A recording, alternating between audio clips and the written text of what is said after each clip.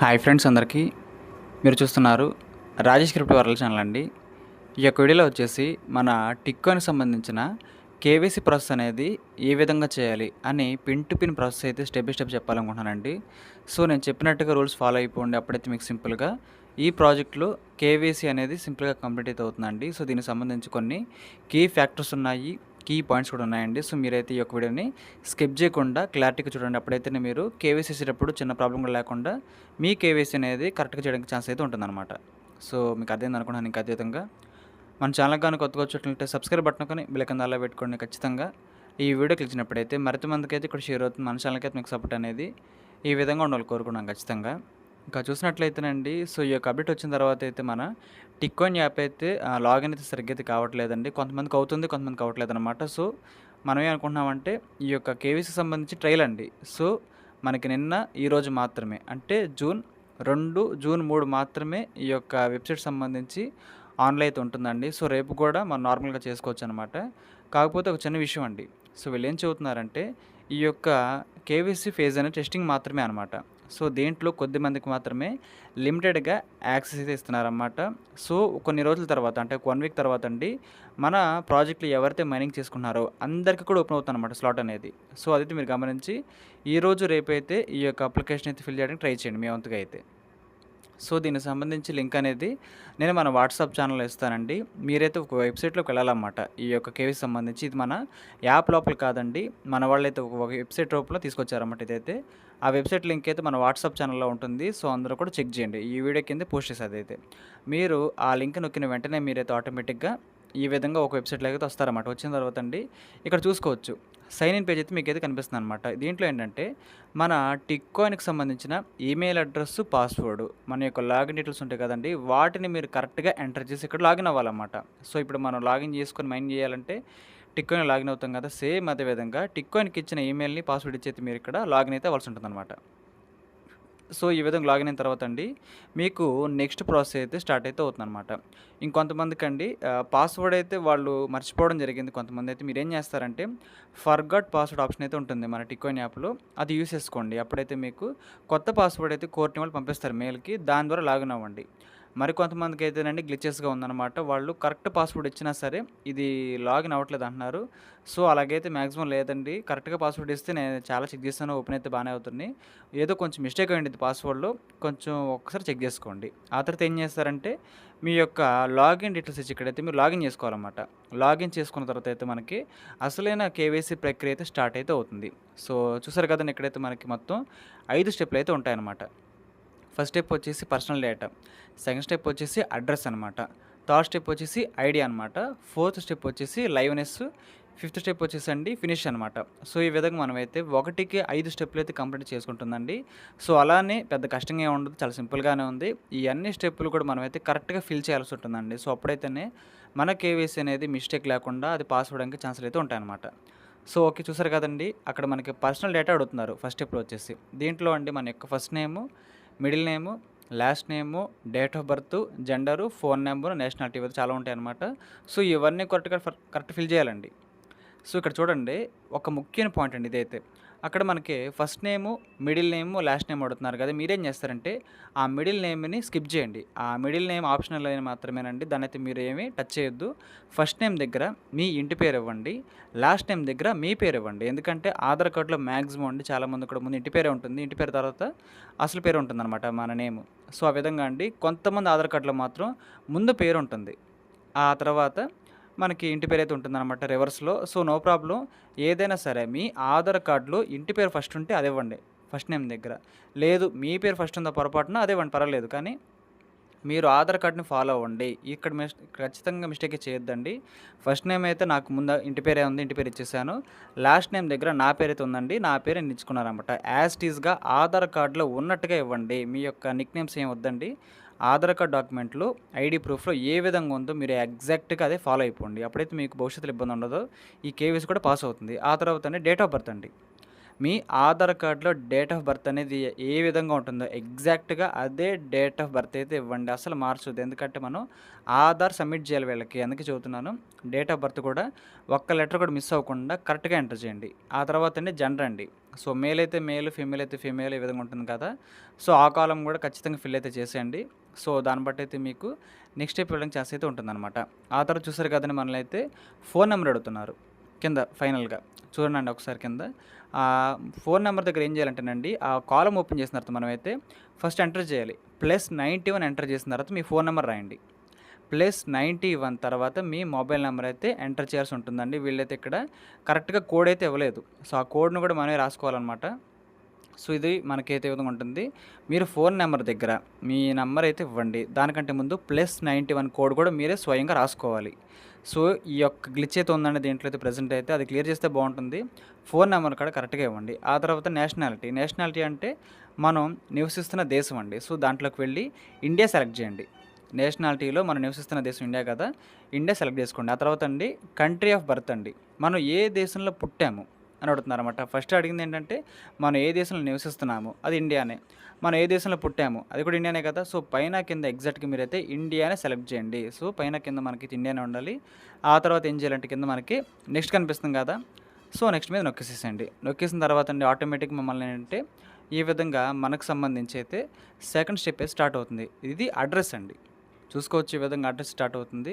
అక్కడ ఏం అడుగుతున్నారు street and house number, postal code, city, state, country ఈ విధంగా ఉంటుందండి. మీ ఆధార్ కార్డ్‌లో ఏ విధంగా ఉంటుందో మీ యొక్క ప్రాంతం వివరాలు అంటే మీది ఎన్నో రోడ్డు, మీ యొక్క ఇంటి నెంబర్ ఏవో ఉంటాయి కదా ఆధార్ కార్డ్‌లో వాటిని మెన్షన్ చేయండి. సిటీ దగ్గరండి మీ యొక్క సిటీ ఏదైతే దగ్గరగా ఉందో పల్లెటూరులో ఉన్న వాళ్ళకి దగ్గరగా ఉన్న ఏదో సిటీ ఉంటుంది కదా! ఆ సిటీ నేమ్ రాయండి అక్కడ. దానిపైన అండి పోస్టల్ కోడ్ అండి అంటే మన యొక్క పిన్ కోడ్ అనమాట. సో మీ పిన్ కోడ్ మీ ఆధార్ కార్డ్‌లో ఉంటుంది. దాన్ని ఎగ్జాక్ట్‌గా రాసేయండి. ఆ తర్వాత స్టేట్ అడుగుతున్నారండి. స్టేట్ అంటే మన యొక్క రాష్ట్రం అండి. సిటీ కింద అడుగుతున్నారు స్టేటు. దాని కింద మీరేం చేస్తారంటే స్టేట్‌లో ఆంధ్రప్రదేశ్ అని టైప్ చేయండి. ఇవేవి ఫిలప్ చేయాల్సిన అవసరం ఉందండి. వాళ్ళ ఆప్షన్స్ ఏమి లేదు. మనమే టైప్ చేసుకోవాలి అన్నీ కూడా. స్టేట్ అయితే ఆంధ్రప్రదేశ్ అయితే ఆంధ్రప్రదేశ్, తెలంగాణ అయితే తెలంగాణ. అది మీరైతే ఎగ్జాక్ట్‌గా స్పెల్లింగ్ మిస్టేక్ లేకుండా టైప్ చేయండి. ఆ తర్వాత కంట్రీ అడుగుతున్నారు. మనం ఉండేది ఇండియానే కదా! సో మళ్ళీ కంట్రీలోకి వెళ్ళైతే మీరు ఇండియా సెలెక్ట్ చేసుకున్న తర్వాత కింద మళ్ళీ మనకైతే బ్లూ బాక్స్‌లో నెక్స్ట్ అయితే ఉంటుంది. సో అవన్నీ కూడా కరెక్ట్‌గా ఫిల్ చేసిన తర్వాత మళ్ళీ మీరేం చేస్తారంటే కింద కనిపిస్తున్న నెక్స్ట్ బాక్స్ మీద నొక్కండి. మీ ఆధార్ కార్డ్‌ని ఫాలో అయిపోండి. ఈ విషయంలో అయితే మీకు చాలా హెల్ప్ అయితే అవుతుంది ఖచ్చితంగా. సో ఆ తర్వాత అండి ఇక్కడ చూడండి. వన్స్ మనం నెక్స్ట్ నోటిఫికేషన్ తర్వాత ఏం జరుగుతుందంటే మనం స్టెప్ 3లోకి అయితే ఆటోమేటిక్‌గా వెళ్ళిపోతాం అనమాట. సో చూసుకోవచ్చు మనమైతే ఇప్పుడు సక్సెస్‌ఫుల్‌గా స్టెప్ 3లోకి అయితే వచ్చేసాము. వచ్చేసిన తర్వాత అండి పైన ఫస్ట్ ఏం అడుగుతున్నారంటే ఐడీ డాక్యుమెంట్ అడుగుతున్నారు. ఐడీ డాక్యుమెంట్ మీద నువ్వు ప్రెస్ చేసిన వెంటనే మనకు మొత్తం 3 ఆప్షన్లు వస్తాయి. వీళ్ళు ప్రెజెంట్ అయితే పాస్‌పోర్ట్‌ని యాక్సెస్ చేస్తున్నారు, నేషనల్ ఐడీ కార్డ్‌ని యాక్సెస్ చేస్తున్నారు, డ్రైవింగ్ లైసెన్స్‌ని కూడా యాక్సెస్ చేస్తున్నారండి. ఈ కేవైసీలో మీరు కావాలనుకుంటే ఆధార్ కార్డ్ ఇవ్వచ్చు, మీ పాస్‌పోర్ట్ ఉంటే పాస్‌పోర్ట్ ఇవ్వచ్చు, లేదనుకుంటే మీ యొక్క డ్రైవింగ్ లైసెన్స్‌నైనా ఇవ్వచ్చు. ఇది మన యొక్క ఓన్ అండి. సో నేనైతే నేషనల్ ఐడీ కార్డ్ సెలెక్ట్ చేసుకొని ఆధార్ కార్డ్‌ని అయితే నేను ఇక్కడ ప్రిఫర్ చేయడం జరిగింది. సో ఆధార్ కార్డ్ మనకైతే ఇబ్బంది లేకుండా సింప్లిఫైగా ఉంటుంది కాబట్టి మన ఇంటర్లింక్‌లో అయినా సరే, ఏ ప్రాజెక్ట్ అయినా సరే మ్యాక్సిమం మన కేవైసీ ఆధార్‌తోనే చేయడం బెటర్. ఎందుకంటే నేషనల్ ఐడీ కంటూ ఒక గుర్తింపు అయితే ఉంటుందన్నమాట.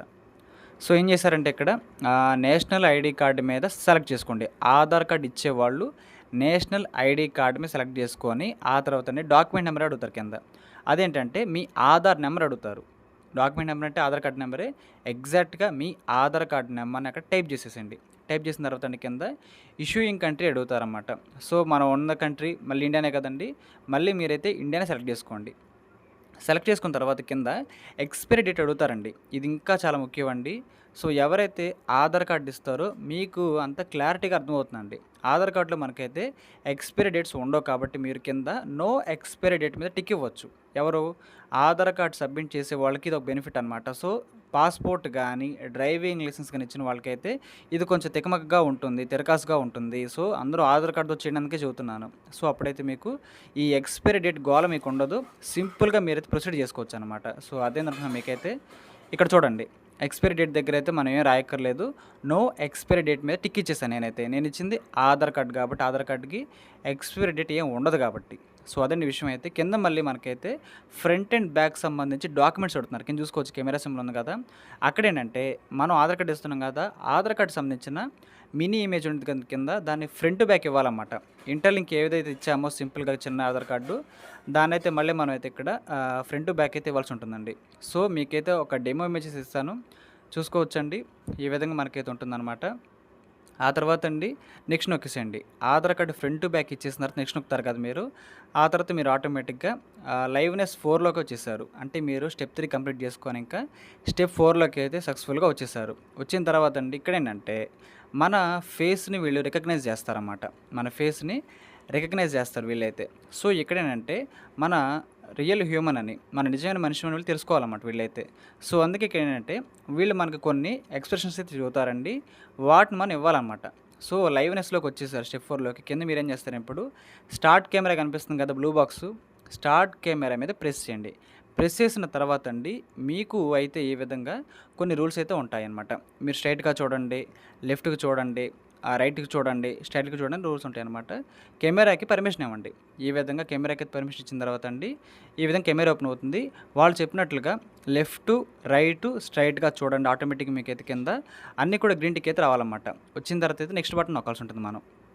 సో, చూసారు కదా! చాలా చాలా సింపుల్‌గా అయితే ఉంటుందండి. ఈ విధంగా మనమైతే స్టెప్ 4 కూడా కంప్లీట్ అయితే చేసుకున్నాం. ఇప్పుడండి ఫైనల్‌గా మనమైతే ఫినిష్‌లోకి వచ్చేసాం ఇంకా. ఇది ఇంకా చాలా జాగ్రత్తగా చేయాల్సి ఉంటుందండి. సో, పైన చూడండి ఆక్యుపేషన్ అని అడుగుతున్నారు ఫస్ట్ క్వెషనే. అక్కడ ఆప్షనల్ ఉంది కదా! దాన్నైతే మీరు స్కిప్ చేయండి, వదిలేసేయండి. ఆ తర్వాత కింద అయితే సోర్స్ ఆఫ్ ఫండ్స్ అడుగుతారండి. కింద సెకండ్ ఆప్షన్ చూడండి. సోర్స్ ఆఫ్ ఫండ్స్ అండి. అక్కడ బటన్ మీద నొక్కేసిన తర్వాత మీకు చాలా ఆప్షన్లు అయితే ఓపెన్ అవుతాయి. వాటిలో మీరు అదర్ పెట్టేసేయండి. ఏదైనా పెట్టొచ్చు, అదర్ కూడా పెట్టొచ్చు. ఆ తర్వాత అండి చూడండి ఒకసారి కొంచెం స్లోగా చెబుతాను ఇదంతా కూడా. మీరు ఆక్యుపేషన్ అయితే వదిలేయండి, స్కిప్ చేయండి. కింద సోర్స్ ఆఫ్ ఫండ్స్ దగ్గర అయితే అదర్స్ పెట్టేయండి. లేదనుకుంటే మీకు నచ్చింది పెట్టుకోండి, నో ప్రాబ్లమ్. ఆ తర్వాత మళ్ళీ మనకైతే కింద ఒక 2 బాక్సులు అయితే ఉంటాయన్నమాట. సో, చూడండి ఇక్కడైతే ఫస్ట్ బాక్స్ ఏమడుగుతున్నారంటే I am a politically exposed person అంటేనండి మనకి రాజకీయాలతో టచ్ ఉందనుకోండి దానికైతే మనం టిక్ ఇవ్వాలన్నమాట. సో, ఎవరికి రాజకీయాలతో టచ్ మాక్సిమం ఉండదు కాబట్టి ఆ బాక్స్ వదిలేసేయండి. సెకండ్ బాక్స్ మాత్రం ఖచ్చితంగా టిక్ ఇవ్వండి. ఎందుకంటే నేను నా యొక్క కేవైసీ చేసుకోవడానికి నేను సిద్ధంగా ఉన్నాను.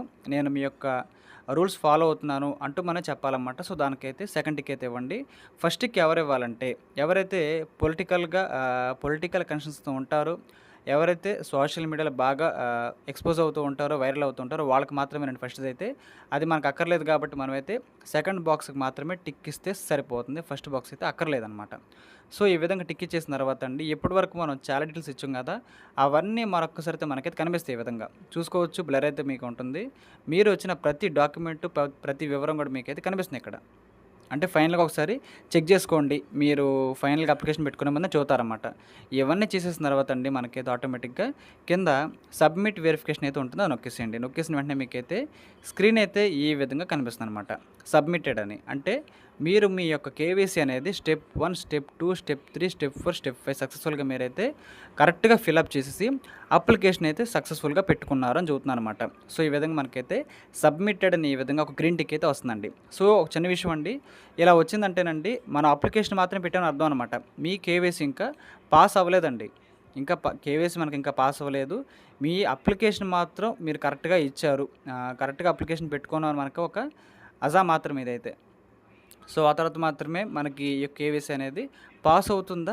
ఫెయిల్ అవుతుందా? అసలు మన రిజల్ట్ అనేది మనం ఏ విధంగా చెక్ చేసుకోవాలి అని మీ డౌట్ రావచ్చు కదా! అది కూడా నేను చెబుతాను. సో, చూడండి ఇక్కడ మనం ఏదైతే మెయిల్ అడ్రెస్ ఇచ్చామో టిక్ కాయిన్‌లో జాయిన్ అయినప్పుడు ఏదైతే మెయిల్ అడ్రెస్ ఇచ్చామో దానికంటూ ఒక మెయిల్ అయితే వస్తుందనమాట. Your tick coin verification was approved అని. ఈ విధంగా వచ్చినట్లయితే మెసేజ్ మీకైతే మెయిల్‌కి మీ కేవైసీ అనేది సక్సెస్‌ఫుల్‌గా కంప్లీట్ అయ్యింది అని అర్థం అనమాట. సో, మీకు అర్థమైంది అనుకుంటున్నానండి. ఈ విధంగా మనకైతే కొంచెం ప్రాసెస్ అనేది చాలామందికి సింపుల్‌గా ఉందని చెబుతున్నారు. కొంతమందికి అది కొంచెం కష్టంగా ఉండొచ్చండి. కానీ ఒకే ఒక స్టెప్‌లో అన్నీ చేసుకోవచ్చు మనం. ఒకే ఒక్కసారి అయితే ఈ ఫామ్ మొత్తం కూడా కరెక్ట్‌గా ఫిలప్ చేయడం ద్వారా ఈ ప్రాజెక్ట్‌లో అయితే మనం కేవైసీ చేసుకోవచ్చండి. సో, మీరైతే ఒకటికి 2 సార్లు చూసి ఎటువంటి మిస్టేక్‌లు చేయకుండా ఈ పాయింట్స్ అన్ని ఫాలో అవుతూ కేవైసీ చేసుకున్నప్పుడైతే మీకు ఇబ్బంది లేకుండా కేవైసీ అయితే అప్రూవ్ అయితే అవుతుంది. మీరు క్లారిటీగా తెలుసుకోకుండా వీడియో చేయడం ద్వారానండి కొంచెం ఏమవుతుందంటే ఆ కేవైసీ అప్పుడు ఇబ్బంది పడతారనమాట. సో, అందుకే వీడియోస్ క్లారిటీగా చేశానండి మీకోసం అయితే. అందరూ కూడా చూసి జాగ్రత్తగా కేవైసీలకైతే అప్లికేషన్ పెట్టుకోండి. ఈ యొక్క అప్లికేషన్స్ మళ్ళీ మనకైతే జూన్ 4వ తారీఖు వరకు ఆన్‌లో ఉంటుంది. జూన్ 4 సాయంత్రం వరకైతే ఆన్‌లో ఉంటుందండి. ఈ లోపల ఎవరైనా సరే కుదిరిన వాళ్ళందరూ కూడా ఈ వీడియో చూస్తున్న అందరూ కూడా ఖచ్చితంగా ఈ యొక్క ప్రాసెస్ అయితే నేను చేయాలని కోరుకుంటున్నానండి. సో, మాక్సిమం మీకైతే అర్థమయ్యేలాగా చెప్పాననుకుంటున్నానండి. సో, ఈ యొక్క వీడియో ఫాలో అయిపోండి. మీ అందరూ కూడా ఖచ్చితంగా ఆల్ ది బెస్ట్ అండి. కేవీసీ అవ్వాలని కోరుకుంటున్నాను మీ అందరూ ఫాస్ట్‌గా. సో, ఇదండి పాయింట్ అయితే. ఈ కేవైసీ అనేది ఏ విధంగా చేసుకోవాలి అనే ఒక అవగాహన అయితే మీకు వచ్చిందనుకుంటున్నాను. ఈ యొక్క వీడియో నచ్చినట్లయితే ఖచ్చితంగా లైక్ చేయండి. మన టీమ్ సభ్యులకు, గ్రూప్ సభ్యులకు వాట్సాప్ షేర్ చేయండి. మన ఛానల్‌కి అయితే మీకు సపోర్ట్ అనేది ఈ విధంగా ఉండాలి కోరుకున్నాను ఖచ్చితంగా. Thank you.